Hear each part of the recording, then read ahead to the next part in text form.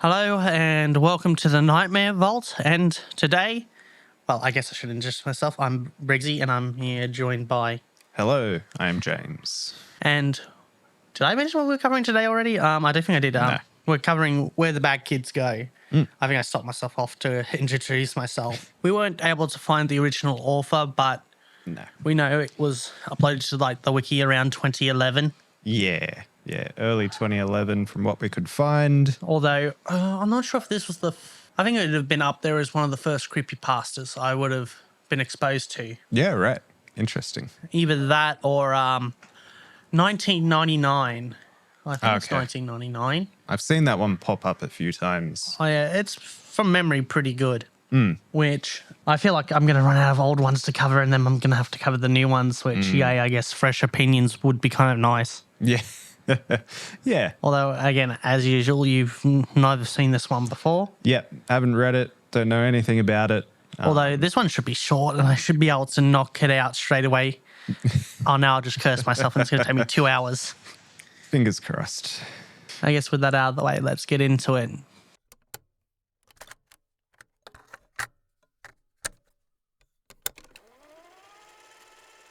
I must have been 6 or 7 when I lived in Lebanon. The country was ravaged by war at the time, and murders were common and frequent. I remember during a particular vicious era, when the bombings rarely stopped, I would stay at home, sitting in front of my television, watching a very, very strange show. It was a kids' show that lasted about 30 minutes and contained strange and sinister images. To this day, I believe it was a thinly veiled attempt on the part of the media to use scare tactics to keep kids in place, because the moral of every episode revolved around very uptight ideologies, stuff like bad kids stay up late, bad kids have their hands under the covers when they're asleep, and bad kids steal food from the fridge at night. It was really weird, and in Arabic to top it off. I didn't understand much of it, but for the most part, the images were very graphic and comprehensive. The thing that stuck with me the most, however, was the closing scene. It remained much the same in every episode. The camera would zoom in on an old rusted closed door. As it got closer to the door, strange and sometimes even agonizing screams would become more audible. It was extremely frightening, especially for children's programming. Then text would appear on screen in Arabic reading, "That's where the bad kids go." Eventually, both the image and the sound would fade out, and that would be the end of the episode. About 15 or 16 years later, I became a journalistic photographer. That show had been in my mind all my life, popping up in my thoughts sporadically. Eventually, I had enough and decided to do some research. I finally managed to uncover the location of the studio where much of that channel's programming had been recorded. Upon further research and eventually travelling on site, I found out it was now desolate and had been abandoned after the war ended. I entered the building with my camera. It was burnt out from the inside. Either a fire had broken out or someone had wanted to incinerate all of the wooden furniture. After a few hours of cautiously making my way into the studio and snapping pictures, I found an isolated, out-of-the-way room. After having to break through a few old locks and managing to get the heavy door open, I remained frozen in the doorway for several long minutes. Traces of blood, feces, and tiny bone fragments lay scattered across the floor. It was a small room, an extremely morbid scene. What truly frightened me, though, what made me turn away and never want to come back, was the bolted caged microphone hanging from the ceiling in the middle of the room.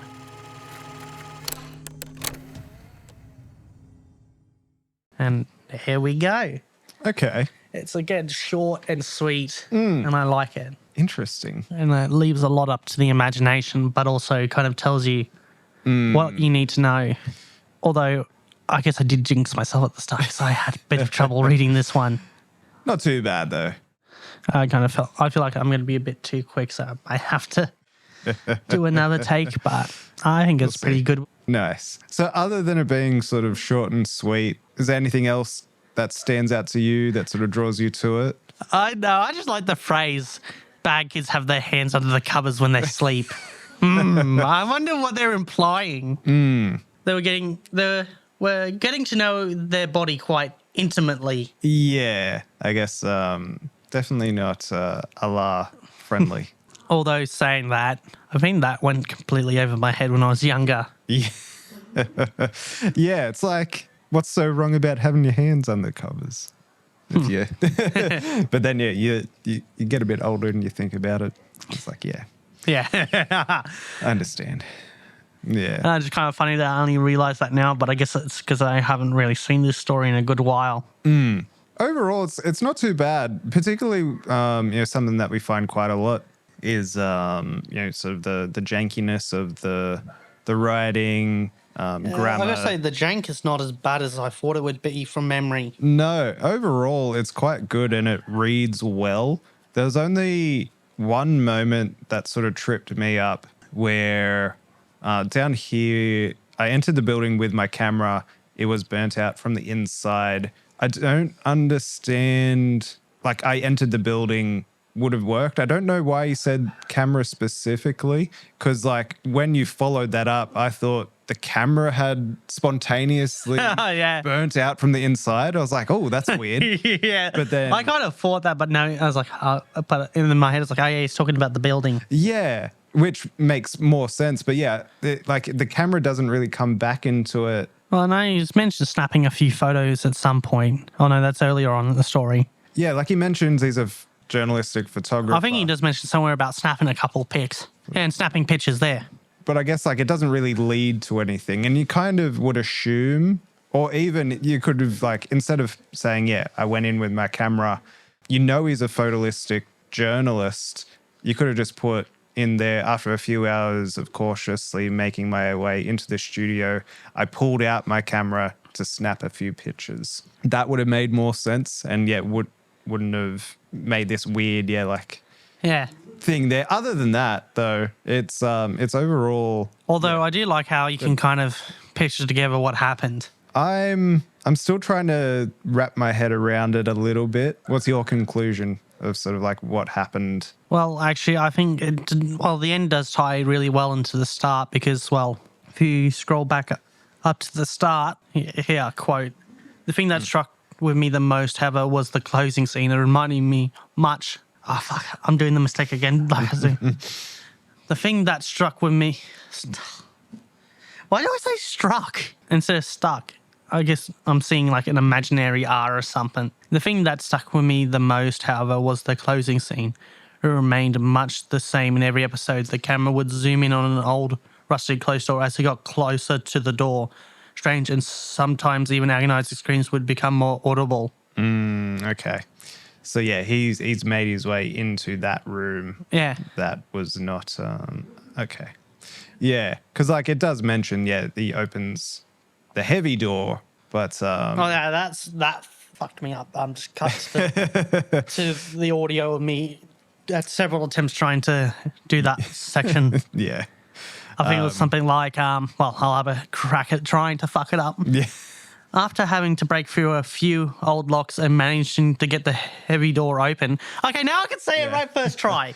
For some reason I was struggling. Yeah, you just kept putting her through the heavy door, which obviously isn't there. But which kind of stuffs me out because why is this open? Because why would you have to say the door's open if you got through the heavy door? Yes. Yeah. And that was tripping me so hard.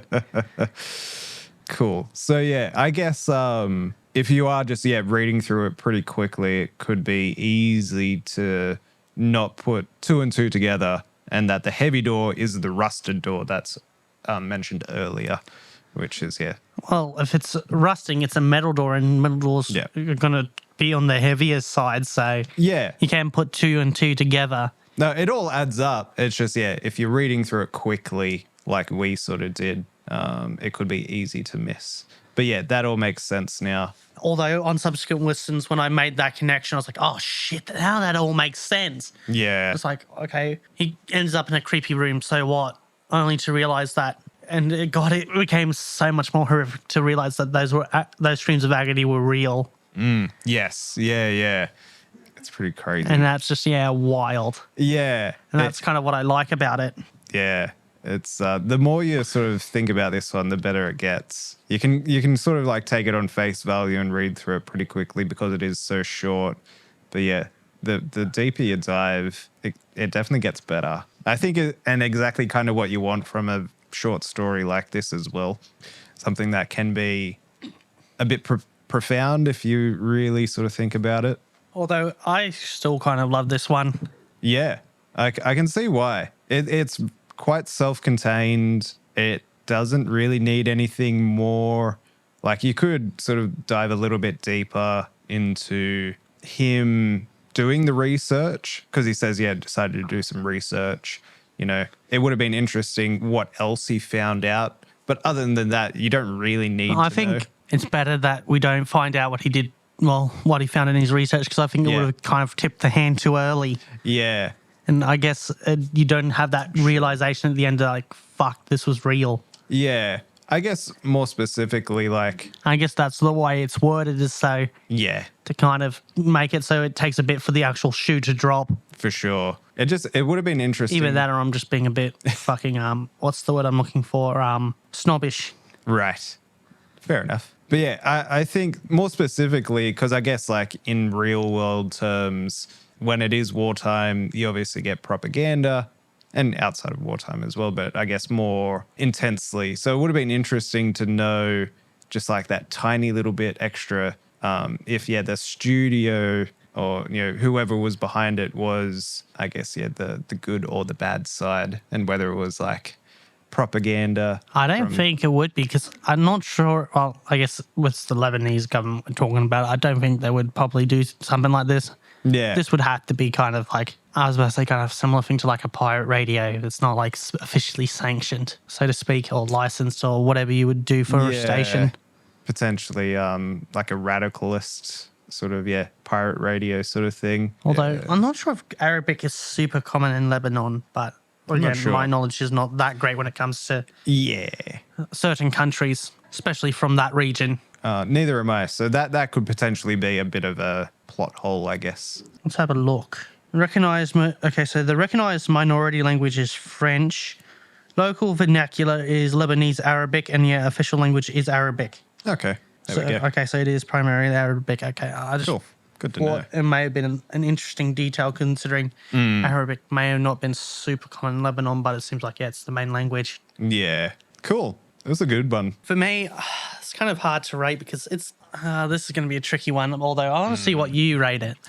I was going to say as well, it is kind of getting a little bit harder to rate them because we've covered these sort of like bigger epic ones, and they are on a very different scale to something like this. This is like, again, kind of, well, it is sort of a classic. You look at its age There's compared that to as some of well. the, I think it's going to be up there as one of the older ones we covered. Yeah, for sure. So it's hard to, we almost maybe need to, have a think about categorizing, sort of like if it's under a certain amount of words, it goes in a certain category. Although saying that, I think my system I was using I'm not sure if it's something I used every episode, but occasionally rate it overall, but them as a creepypasta. Yeah. Overall, it's like, okay, how good of a story is this? But then also the other one's like, how does it stack up to other creepypastas? And I think you may have to implement something like that. Potentially. And that's kind of where my gears are starting to turn. I think as a story, I'll probably give it a passing grade of 5. 5 out of 10. Yeah. I think, again, there's not really a lot there when it comes to a story. Well, of course, it's shorter length would contribute to that. But as a creepypasta, I would give it a 7, just because it really makes you think, especially once the shoe drops and you kind of able to connect the dots. I think I'm pretty similar. So as for just a straight up short story, I'd probably go, about a 5.5, maybe push into a 6. And then as for a creepypasta, I'm actually going to go an 8 for this one. We need to get a chart so we can keep track of what our ratings are. Yes, we do. Maybe someone in the comment, they caught enough. Anyone following along at home, it's been taken score. If you could help us out. If not, we'll just have to do our due diligence. All right. Well, I guess that'll do us for this one. Let us know in the comments what you guys think of this creepypasta. Not only that, but if you got any oldies that you want me to cover, well, let me know. Yeah. Any recommendations would be Awesome. Although, what was it? Abandoned by Disney, I think, would probably be my next one. Okay. Although, maybe. Actually, I think that may be more your wheelhouse. Okay. So I think you'll probably get a good one out of that. Leave us a like, subscribe to the channel if you enjoy this style of content, because it really, really helps us be able to produce more and get more out and have more fun doing these videos. Well, to be honest, it's kind of fun. Well, when you're not hopped up on Mother. Yeah. Yeah. And it's been great seeing all the comments come through from the past few videos as well. It's really cool. Oh, yeah, especially, I think, what was it? Let us know Community. about the radio station in, I think, Arizona. Yeah. Yeah. That is, a real-life number station broadcast from Russia, which was kind of interesting. Cole Kennedy on Actually, YT. Thanks. Yeah. Thanks for I want to letting double us know. check that real quick. 'Cause I'm willing to trust the guy, but I'm usually the kind that does my due diligence. Yeah, also known as the Buzzer, is a shortwave radio station broadcasting a monotonous buzz tone on 4625 kilohertz, sometimes interrupted by Russian voice transmission or messages containing numbers and seemingly unrelated words. Wait, isn't this basically the thing from like Black Ops 1? Repeated at a rate of approximately 25 tones per minute, 24 hours a day. The purpose of the station, but expected to be a number station used for communications. Anyway. Oh, that's interesting. Although, you got to, actually, before we go, do you have any idea what you're going to cover? No, at this point in time. So yeah, any recommendations would be very helpful. Oh yeah, you're usually the one who like is on the day. Usually I kind of have it in advance, but that's because I like, okay, I want to do this, I want to do this. Sometimes I'm like, okay, we're going to do this. We get in to go and record. I'm like, no, fuck this, we'll do this. Yeah. I think that's how it happened a couple of times, although it hasn't happened as often now. It's like I've been in the videos, like, okay, I'll be doing this next, because then it's like, okay, I might as well do this because I said I'm going to do this. Kind of have to follow through with it. One day I'm just going to be like, okay, we're going to do this, and for like a couple of years, I'm not even going to do it just to spite everyone. Becomes the running theme. But yeah, I guess it's a mystery at the moment what I'll do for the next one. But yeah, any recommendations absolutely would help.